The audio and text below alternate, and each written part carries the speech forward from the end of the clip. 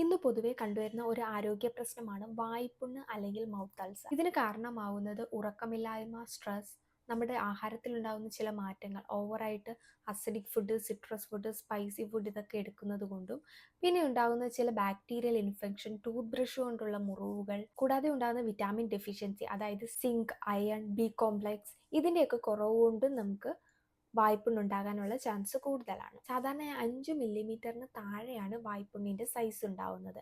എന്നാൽ ഇതൊരു 1-2 ആഴ്ച കൊണ്ട് തന്നെ ഹീലാവുന്നതുമാണ്.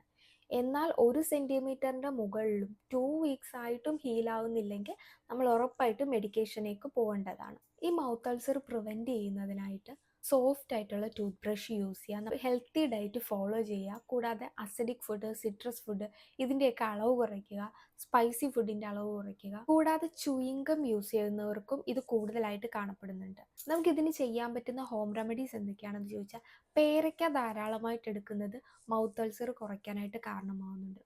കൂടാതെ ചൂടുവെള്ളത്തിൽ ഉപ്പിട്ട് വായിക്കൊള്ളുക, അതുപോലെ തന്നെ ബേക്കിംഗ് സോഡയും വായിക്കൊള്ളുന്നത് നല്ലതായിരിക്കും. ബേക്കിംഗ് സോഡ യൂസ് ചെയ്യുമ്പോൾ എന്തെങ്കിലും ഇറിറ്റേഷൻ വരുന്നവർക്ക് അത് ഉപയോഗിക്കേണ്ട. കൂടാതെ aloe vera gel, virgin oil, honey ഇതൊക്കെ നമുക്ക് ആ ഒരു ഭാഗത്ത് പുരട്ടി കൊടുക്കാവുന്നതാണ്.